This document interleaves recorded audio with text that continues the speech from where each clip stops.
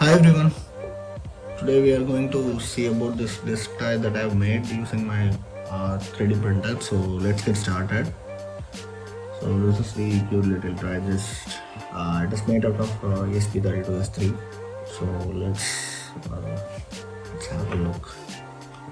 Okay, so this is from the Seed Studio. So basically it has Wi-Fi, Bluetooth and everything. So it is much more powerful than a normal Arduino board that you have used to.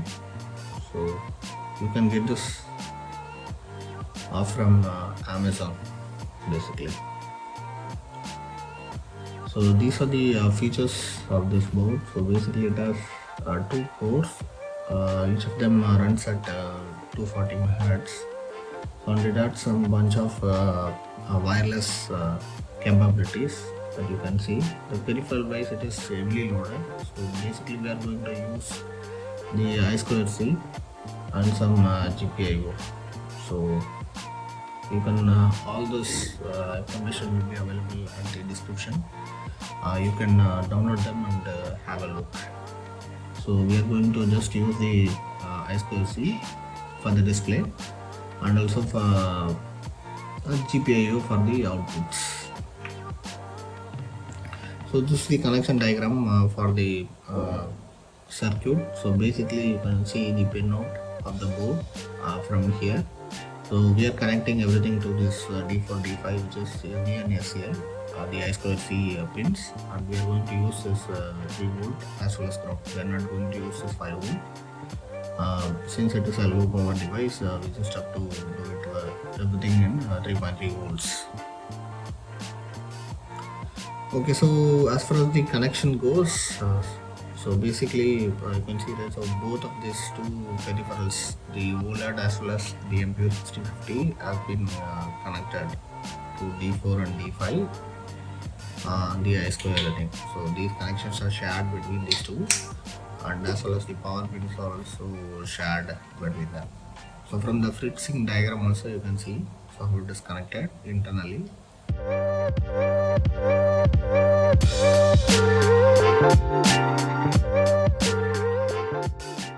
So let's look at the hardware. So this is the camera module. So we are not going to use this on this video. So if you are purchasing this, please get this also, so that it will be useful for our next projects. So it comes with an SD card holder as well. So it has a camera, so we can directly fix it to the board. So this is the 3D printed case that I have done. So it is done using FreeCAD. So this is the display lid. So this is also done using PLA. So these are the ESP32 board.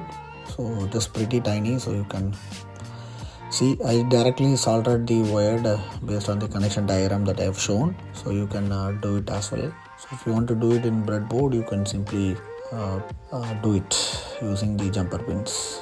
So this is the OLED. Again, this is pretty cheap. You can get this off of Amazon. So this is MPU6050.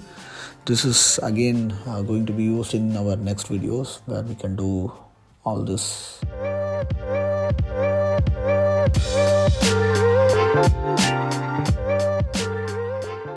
So I have decided a case for this, so you can utilize this. I will be attaching this also into the description, so you can print them. I printed it using PLA, so using my Ender 3. So you can use this. The main section is in two parts. So basically this is the bottom part. For the top part there's another thing called the display holder, I believe. Right, so this is the display holder. So basically you have to print these two. You want to follow along.